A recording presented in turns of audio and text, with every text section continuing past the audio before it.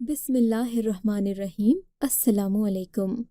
بے روزگاری کے دنوں میں مجھے ایران کے ایک گاؤں میں نوکری مل گئی۔ یہ نوکری بڑی ہی غیر معمولی تھی۔ آج سے پہلے میں نے کبھی سوچا بھی نہیں تھا کہ میں ایسی نوکری کروں گا۔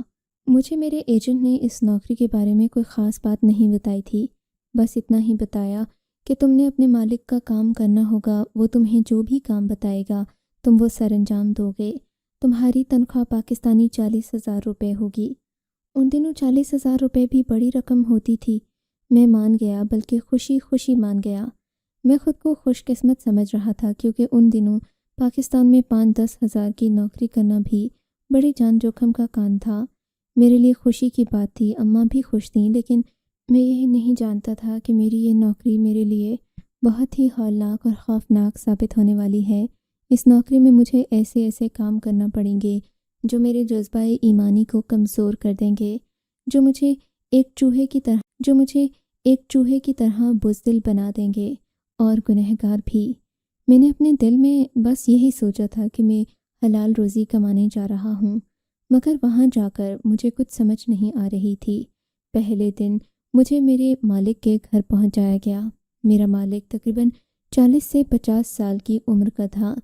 اس کے بال کالے تھے، داڑھی بھی کالی تھی۔ اس نے سر پر سیاہ عمامہ باندھ رکھا تھا۔ ایسا لگتا تھا جیسے یہ آدمی بہت نیک اور پرہیزگار ہے۔ اس کی داڑھی بھی کافی زیادہ تھی، یعنی یہ ایک بزرگ معلوم ہوتا تھا۔ اس کے انداز گفتگو میں شیرینی اور مٹھاس بھری ہوئی تھی۔ میں نے اسے دیکھا تو مجھے اس شخص سے ایک عجیب سی عقیدت محسوس ہوئی تھی۔ میں نے اس سے پوچھا کہ مجھے آپ کے ہاں کیا کام کرنا ہوگا۔ اس نے مسکرا کر مجھے دیکھا اور بولا، تم بتاؤ، تم کیسا کام کرنا پسند کرو گے؟ ایسا کام جس میں عیاشی اور مزہ بھی ہو، لذت بھی ہو، یا میں اس کی بات سمجھا نہیں تھا۔ جیسا آپ کام مجھے کہیں گے میں ویسا ہی کروں گا مالک۔ میں آپ کا تابع دار رہوں گا، کیونکہ میرے خاندان کو پیسوں کی بہت ضرورت ہے۔ میں ایک غریب گھر کا لڑکا ہوں۔ میری بات سن کر میرے مالک نے مجھے پریشان ہو کر دیکھا اور بولا، اس کا مطلب یہ کہ تم یہاں کے مقامی نہیں ہو، تم ایک غیر ملکی ہو اور یہاں پر صرف نوکری کرنے آئے ہو؟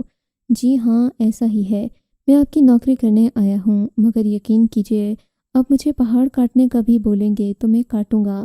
میں آپ کی ایسی خدمت کروں گا کہ آپ عمر بھر یاد رکھیں گے۔ میری بات سن کر وہ ہنس پڑا اور بولا کہ چلو ٹھیک ہے، میں تمہیں ایک ایسی ہی نوکری دوں گا کہ بس تمہیں وہ کام کر کے دکھانا ہے۔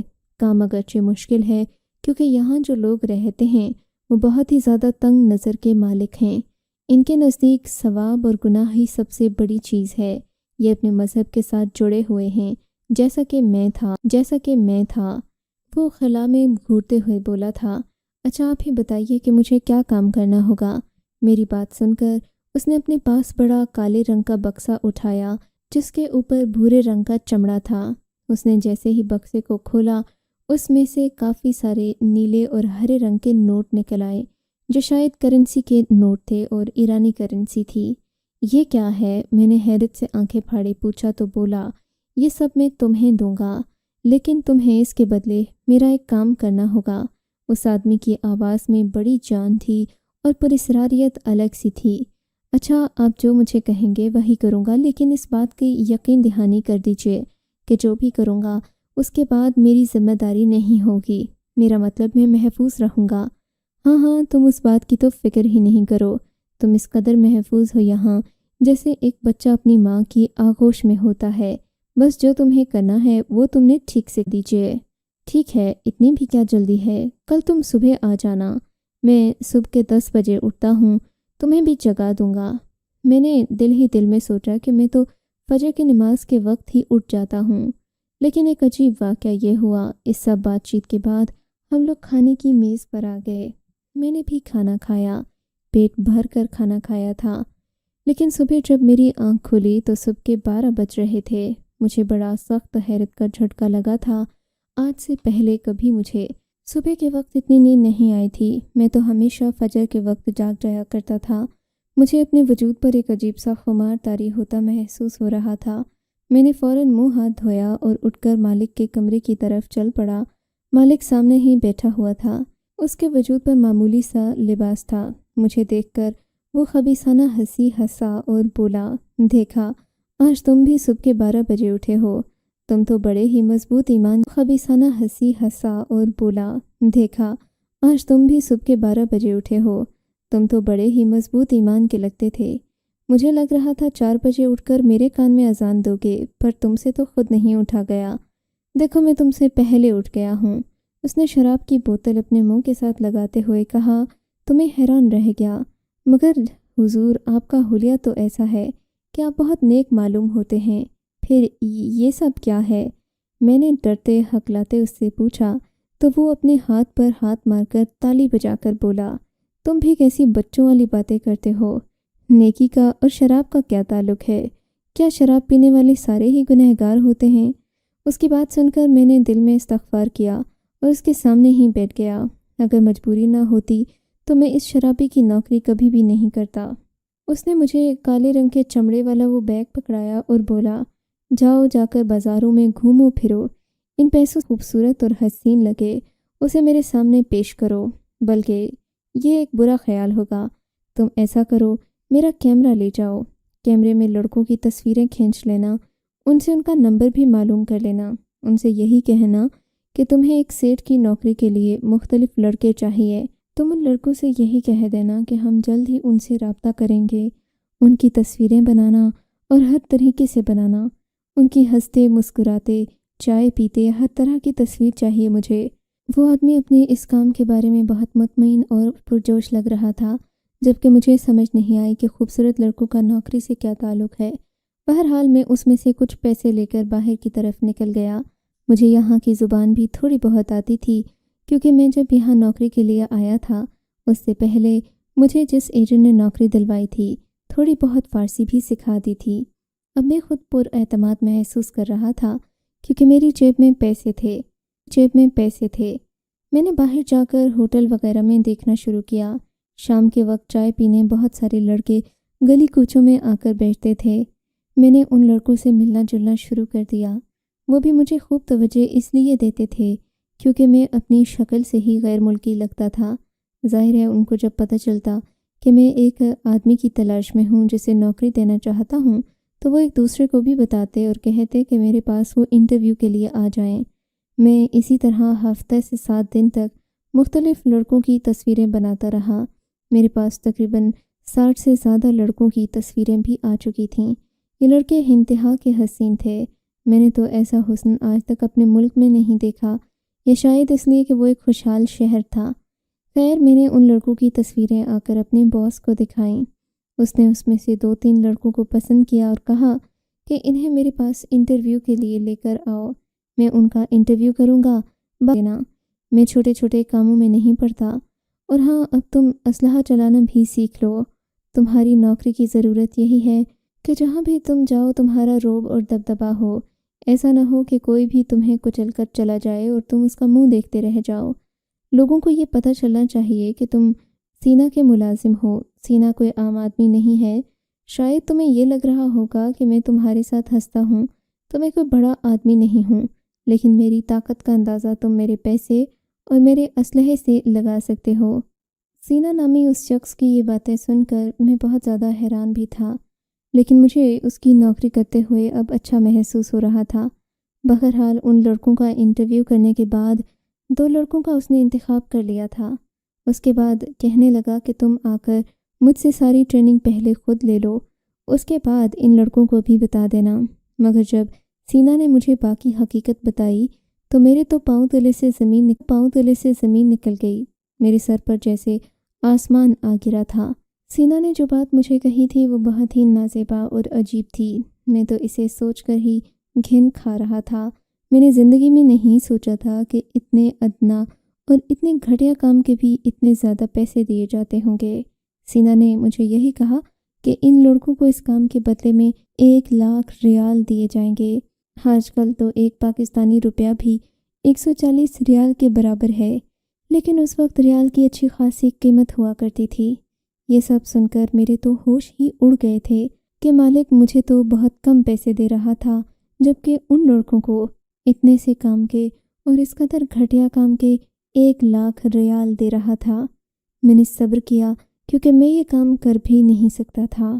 اب میرے مالک نے میری یہ ڈیوٹی لگا دی تھی کہ میں ان لڑکوں سے باقاعدہ بات چیت کیا کروں اور پوچھوں کہ ان کا کام کہاں تک پہنچا، انہوں نے کوئی ترقی کی بھی ہے یا پھر وہ پیسہ لے کر فرار ہو گئے ہیں۔ ظاہر ہے اتنا بڑی رقم لے کر وہ فرار تو نہیں ہو سکتے تھے، کیونکہ میرا مالک ایک اچھا خاصا طاقتور اور اثر رسوخ والا آدمی تھا۔ اس کے پاس ہر طرح کے سپاہی اور ہر طرح کا اسلحہ بھی تھا۔ میں تو اس کا ایک ملازم تھا، میرے علاوہ بھی اس کے 30-40 ملازم تھے جو کہ ہر وقت اس کے حکم کے منتظر رہتے تھے۔ ان لڑکوں کو پیسے دیے ہوئے 1 ہفتہ گزر چکا تھا۔ 1 ہفتے کے بعد ایک لڑکا جس کا نام سنوان تھا، وہ میرے پاس آیا۔ اس نے اپنا منہ لٹکا رکھا تھا، چہرے پر پریشانی اور اداسی تھی۔ کہنے لگا، مجھے معاف کر دو، تم نے جو کام مجھے دیا تھا وہ مجھ سے نہیں ہو سکا۔ میں حیران ہونے لگا کہ یہ بھی کوئی مشکل کام ہے بھلا؟ اتنا آسان کام تو تھا جسے کرنے کے لیے کسی قسم کی غیرت، عزت، محنت کی ضرورت نہیں پڑتی، لیکن یہ کام بھی اس سے نہیں ہوا۔ تو پھر تم پریشان کیوں ہو؟ میں نے اس سے اگلا سوال کیا تو اس نے جو بات مجھے بتائی وہ واقعی میں پریشان کن تھی۔ دیکھو، جس کام کے لیے تمہارے مالک نے مجھے بھیجا تھا اس میں خرچہ بھی تو آتا ہی ہے۔ بھلے وہ لڑکی جس کی تصویر تمہارے مالک نے مجھے دکھائی تھی وہ میرے ہاتھ نہیں آئی، لیکن پھر بھی اس 1 ہفتے میں جتنا پیٹرول میں نے خرچ کیا ہے، کھانا پینا، ادھر ادھر آنا جانا، اس سب میں میرا پیسہ ضرور لگا ہے۔ یہ بات میں تمہیں جھوٹ سے نہیں بلکہ ایمانداری سے بتا رہا ہوں، مجھے کوئی لالچ نہیں ہے۔ تم اپنے مالک سے کہو کہ مجھے 10,000 ریال معاف کر دے، کیونکہ میں نے جو پیسہ خرچ کیا ہے وہ میں واپس نہیں کر سکتا۔ میں بس خوبصورت ہی ہوں، میرے پاس اور کوئی دولت نہیں ہے۔ اگر چاہو تو مجھے کوئی اور ہدف دے دو جسے میں پورا کر سکتا ہوں۔ اس لڑکے نے اپنا سر جھکا لیا۔ ظاہر ہے وہ زنا کرنے کے پیسے وصول کرنا چاہتا تھا، اور اس کام میں آپ اللہ کی برکت بھی نہیں مانگ سکتے۔ ظاہر ہے گناہگار میری مدد کرے گا۔ وہ جو کام کر رہا تھا وہ نہایت ہی گھٹیا تھا۔ ایک جنرل کی بیٹی کے ساتھ تعلقات بنانا کوئی آسان کام ویسے تھا بھی نہیں، مگر میں اس بات سے بے خبر تھا کہ مالک نے جس لڑکی کے ساتھ اسے گناہ کرنے کا بولا ہے وہ کوئی عام لڑکی نہیں بلکہ ایک جنرل کی بیٹی تھی۔ اب مجھے اپنے مالک کی بات سمجھ آ رہی تھی کہ شاید وہ کسی بڑے آدمی کو پھانسنا چاہتا تھا، مگر جو اس کے بعد ہوا اس نے تو میرے رونگٹے کھڑے کر دیے تھے۔ مالک کے بارے میں میرے سارے شک و شبہات غلط ثابت ہوئے تھے۔ پہلے تو میں یہ سمجھتا تھا کہ شاید مالک اپنے کسی حریف کو پھانسنے کے چکر میں ہے، اسی لیے اس کی بیٹی کے ساتھ تعلقات بنانے کی اس نے قیمت رکھی ہے تاکہ اسے بدنام کر سکے۔ لیکن آج جب کہ میں بھی کمرے میں موجود تھا، مالک نے اپنے سامنے بیٹھے لڑکے سے جو بات کی تھی وہ بڑی ہی مختلف تھی۔ دیکھو لڑکے، تم ایک کام کے آدمی لگتے ہو، تمہاری شکل خوبصورت ہے، کا انداز بھی بہت اچھا ہے۔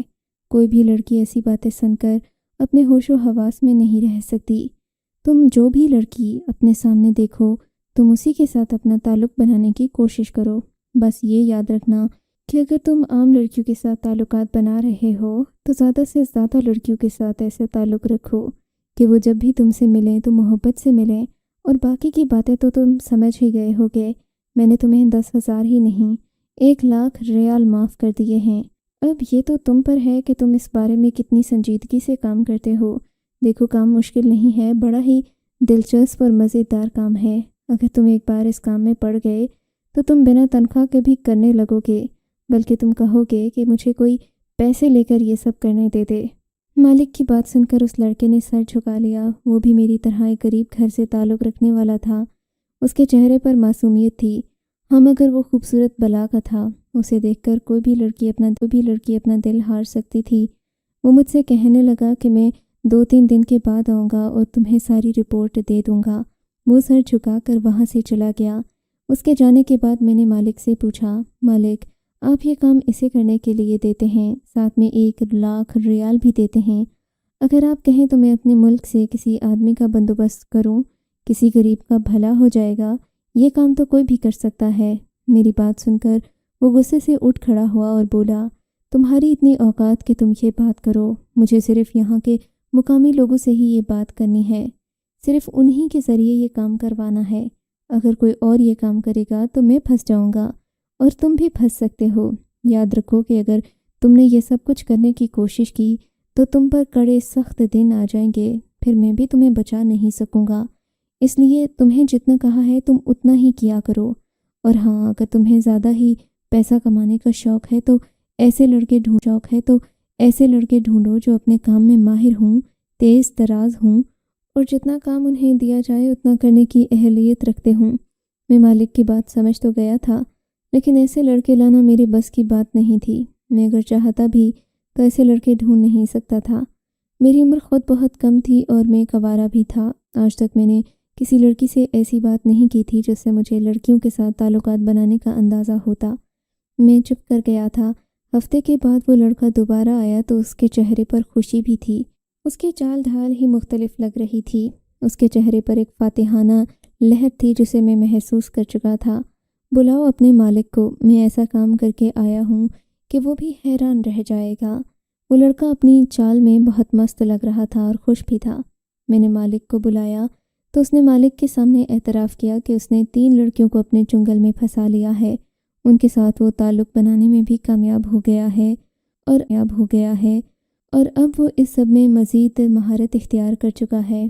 میں نے تو سوچا تھا کہ میرا مالک اس سے اس سارے کام کے ثبوت مانگے گا، یہی کہے گا کہ تم جس لڑکی سے ملے ہو اس کا پتہ بتاؤ، لیکن اس نے ایسا کچھ بھی نہیں کیا۔ دیکھو لڑکے، میں نے تمہیں یہ بھی کہا تھا کہ تم جن لڑکیوں سے تعلق بناتے ہو اس بات کا بھی دھیان رکھنا کہ اس سب میں تمہیں کوئی احتیاط کرنے کی ضرورت نہیں ہے اور نہ ہی تمہیں انہیں کسی مصیبت سے بچانے کی ضرورت ہے۔ میرا مطلب ہے جو ہوتا ہے ہونے دو۔ اگر آبادی میں کوئی اضافہ بھی ہوتا ہے تو ہمیں منظور ہے، اس سب سے ہمیں کیا مطلب۔ اور ہاں، اگر تمہیں ایک لڑکی کے امید سے ہونے کی خبر مل جائے تو دوبارہ اس کے پاس بھٹکنا بھی نہیں۔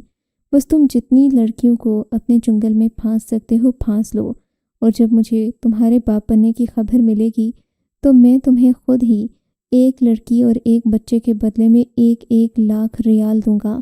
تم بڑے کام، وہ میرے لیے بہت اہم تھا۔ اب اگر تم ایسے ہی 10 مزید کارنامے کر لو تو تمہاری زندگی سنور سکتی ہے۔ مجھے مزید لڑکوں کی بھی ضرورت نہیں پڑے گی۔ ذرا سوچو، اگر تم یہ سب کر لو گے تو تمہاری زندگی کتنی خوش کن گزرے گی۔ زندگی بھر تمہیں اور کچھ کرنے کی ضرورت ہی نہیں رہے گی۔ وہ لڑکا آج مالک سے 2 لاکھ ریال مزید لے کر گیا تھا۔ وہ اتنا خوش تھا کہ میں اس کے چہرے پر آج پہلی بار اتنی خوشی دیکھ رہا تھا۔ اس نے مجھ سے یہی کہا کہ وہ غربت سے تنگ آ چکا ہے اور اب ایسے ہی اپنے پیسے کمانے کا راستہ نکال چکا ہے، کیونکہ اسے کسی بھی ادارے نے نوکری نہیں دی۔ اب اس کا حق بنتا ہے کہ وہ اپنے پیسے کمانے کی خاطر کسی کا بھی استعمال کر سکتا ہے۔ اس نے یہ بھی کہا کہ وہ کسی لڑکی کے ساتھ زبردستی تو نہیں کرتا، ہاں لیکن انہیں اپنی باتوں میں ضرور پھانستا ہے۔ اب وہ لڑکیوں کی بے وقوفی ہے کہ وہ اس جنگل میں پھنس جاتی ہیں۔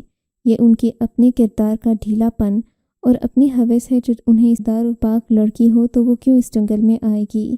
اس کے جانے کے بعد مالک نے مجھے اپنے پاس بلایا اور کہنے لگا، آج میں تمہیں بہت خاص کام سونپنے جا رہا ہوں۔ اگر تم نے یہ کام کر لیا تو تمہیں بھی 1 لاکھ ریال دوں گا اور تم بھی زندگی بھر ان پیسوں سے عیاشی کر سکتے ہو۔ ان دنوں ریال کی قیمت اچھی ہوتی تھی۔ میں نے مالک سے پوچھا کہ ایسا کیا کام ہے تو اس نے مجھے جو بات بتائی وہ بڑی حیران کن تھی، لیکن میں سمجھ چکا تھا کہ ایسا کرنا مشکل بھی ہے۔ اس نے مجھ سے کہا کہ میں ایسا لڑکا ڈھونڈوں جس کے بارے میں مجھے یقین ہو کہ وہ اس ریٹائرڈ جنرل کی بیٹی کے ساتھ تعلقات قائم کرنے میں کامیاب ہو جائے گا۔ اگرچہ وہ ریٹائرڈ ہو چکا تھا لیکن ابھی بھی اس کا اثر رسوخ علاقے میں کافی زیادہ تھا جسے وہ ختم کرنا چاہتا ہوگا۔ چلو یہ بات تو میری سمجھ میں آتی تھی، لیکن باقی باتیں میری سمجھ سے باہر تھیں۔ خیر، میں نے اپنے مالک سے وعدہ کر لیا کہ میں جلد ہی کسی ایسے لڑکے کا بھی بندوبست کروں گا جو اس ناقابل تسخیر قلعے کو بھی فتح کر لے۔ ساتھ ہی مجھے مالک نے یہ بھی کہا کہ اس لڑکی تک پہنچنے کے لیے وہ پہلے بھی بہت سارے لڑکوں کا استعمال کر چکا ہے، مگر آج تک کوئی اس قابل نہیں ہو سکا کہ وہ اس عورت تک پہنچ سکے۔ وہ شاید خدا کے بہت قریب ہے، سختی پر مذہبی اصولوں پر عمل پیرا ہے۔ اسے بہت سارے پیسوں، ہیرے جواہرات کے بدلے تعلق بنانے کی پیشکش کی گئی، مگر اس نے کبھی بھی اس کام کی حامی نہیں بھری۔ حالانکہ جنرل اپنی طبیعت کا بہت سخت ہے، وہ اپنی بیٹیوں کو نہ ہی اچھے کپڑے پہننے دیتا ہے، خوشبو تک لگانے نہیں دیتا، مگر پھر بھی نہ جانے کیا بات ہے کہ اس کی بیٹیاں پختہ کردار کی مالک ہیں۔ کبھی بھی وہ اپنے باپ کے خلاف یا اپنے مذہب کے خلاف نہیں جاتیں۔ وہ تو ہلکی سی لغزش پر بھی تیار نہیں ہیں، اس لیے تم کوئی پکا بندوبست کرو۔ یہ سن کر مجھے سخت غیرت محسوس ہوئی۔ میں یہ سوچ ایک عورت اپنے سخت حالات کے باوجود بھی اپنے اصولوں پر قائم ہے تو میں اس قدر بے غیرت کیوں ہو گیا ہوں؟ میں نے خدا سے قسم کھا لی کہ میں اس نوکری کو چھوڑ کر چلا جاؤں گا۔ چنانچہ میں نے اپنے سیٹ سے کہہ دیا کہ میں اب مزید یہ نوکری نہیں کرنا چاہتا۔ میں گناہ کے پیسے نہیں کھاؤں گا، چاہے کچھ بھی ہو جائے، چاہے میں بھوکا مر جاؤں، مگر اب یہ کام مزید نہیں کروں گا۔ جب یہ بات میں نے اپنے مالک کو بتائی، مجھے تو لگا تھا کہ یہ بہت زیادہ پریشانی کی بات ہوگی، وہ یہ بات سن کر غصہ کرے گا، مگر وہ ہنس پڑا میری بات پر۔ کہنے لگا، ٹھیک ہے، تم اگر چاہو تو جا سکتے ہو، مجھے کوئی اعتراض نہیں ہے۔ ویسے بھی مجھے اب یہ کام خود بھی آسان لگتا ہے۔ میں سوچ رہا ہوں کہ لڑکوں کو پیسے دینے کی بجائے میں خود ہی یہ کام کرنا شروع کر دوں، اس میں تو کوئی محنت بھی نہیں ہے۔ میں جاتے جاتے آپ سے ایک سوال کرنا چاہتا ہوں، میں نے اس سے پوچھا، تو وہ کھلے دل کے ساتھ مجھے ہر سوال کا جواب دینے کو تیار تھا۔ میں آپ سے پوچھنا چاہتا ہوں کہ آپ نے یہ سب کچھ کیوں کیا ہے؟ کیا آپ کو اس سب کے لیے کوئی پیسے دیے جاتے ہیں یا آپ کوئی سازش رچا رہے ہیں؟ سازش کرنے کی ضرورت نہیں ہے ہمیں۔ ہم لوگ جہاں بھی جاتے ہیں اپنی حکمت عملی کے تحت کام کرتے ہیں۔ اس آدمی نے اپنا ماما اتارا تو مجھے یقین ہو گیا کہ وہ ایک غیر ملکی تھا۔ اگر تم ساری حقیقت جاننا چاہتے ہو تو میرے ساتھ جرگے میں چلو، جو کہ مہینے کی آخری تاریخ کو ہے۔ پھر تمہیں اصل میں کھیل سمجھ آئے گا کہ میں کس کھیل کے واسطے یہاں آیا تھا۔ میں نے دیکھا تو وہ جرگے کے لیے خود بھی تیار ہو رہا تھا۔ میرے دل میں اب تجسس بڑھ چکا تھا، میں بھی وہ جرگہ دیکھنا چاہتا تھا۔ آخر ایسی کیا وجہ تھی جس کی وجہ سے اس آدمی کو اتنے گھنونے کام کرنا پڑے کہ وہ اس کام پر اپنے پیسے ضائع کرنے لگا۔ بلاخر جرگے کا دن آ گیا تھا۔ میں بھی وہاں بیٹھا ہو چکا تھا، اور جس کی بیٹی کو اپنے تعلقات کے جال میں پھانسنے کے لیے یہ آدمی لاکھوں ریال بہانے کو تیار تھا۔ جنرل اس جرگے کا سردار تھا، کیونکہ اس گاؤں میں قانون سے زیادہ ریٹائرڈ جنرل کی چلتی تھی۔ وہ خود ایک اثر رسوخ والا آدمی تھا جس کے چہرے پر سنت رسول سجی ہوئی تھی۔ یہ آدمی گاؤں میں انصاف قائم کرنے کے لیے مقرر کیا گیا تھا۔ اسے یہاں کے سبھی لوگ پسند کرتے تھے اور مقامی لوگوں کے انتخاب سے ہی اسے یہ عہدہ ملا تھا۔ جب اس نے بات کرنا شروع کی تو میں سمجھ گیا کہ یہ سب کچھ سوچی سمجھی سازش کے تحت کیوں کیا گیا۔ سارے مہینے کے جرائم کے بارے میں بات کرنے کے بعد جنرل نے جب ایسے لوگوں کا پوچھا جو غلط تعلقات اور عشق معشوقی کے چکر میں پڑتے ہیں تو کافی لوگ خاموش ہو گئے۔ کچھ تو یہ کہنے لگے کہ یہ لوگوں کا ذاتی معاملہ ہے، اس میں نہیں بولنا چاہیے۔ جو معاملات خدا اور بندے کے درمیان ہوں اور ایسا گناہ ہو جسے دوسرے کو نقصان نہ پہنچے، اس کے بارے میں بات کرنا بے معنی ہے۔ یہ اللہ اور بندے کا معاملہ ہے۔ بیچارہ بوڑھا یہ سن کر پریشان ہو گیا کہ آج سب کی زبان کیسے بدل گئی، یہ سب لوگ کیسی باتیں کر رہے ہیں۔ آج سے پہلے تو صرف جرم کی ہی نہیں، گناہ کی بھی سزا دی جاتی تھی اس جرگے میں، لیکن آج چونکہ اس جرگے کے اندر ایسی بیٹیوں کے باپ بیٹھے تھے جو خود گناہ کی دلدل میں پھنس چکی تھیں، تو انہوں نے سزا اور جزا کے ترازو کو بدل کر رکھ دیا تھا۔ بھورے بالوں والا میرا مالک جرگے میں بیٹھا مسکرا رہا تھا، کیونکہ وہ اپنی چال میں کامیاب ہو چکا تھا، اور وہ خوش کیوں نہ ہوتا۔ اس نے یہاں کے لوگوں کے پہاڑ اور چٹانوں جیسے ایمان کو کمزور بنانے میں اپنی کامیابی حاصل کر لی تھی، اور میں اپنے آپ پر افسوس کر رہا تھا کہ محض روزی روٹی کمانے کی خاطر میں اس سب کے اندر ملوث ہوا۔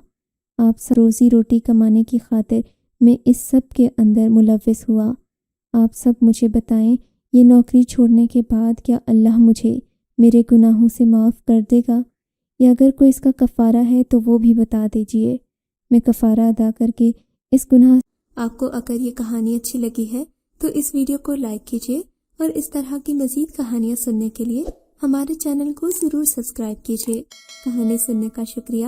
آپ سے ملاقات ہوگی اگلی ویڈیو میں، تب تک کے لیے اللہ حافظ۔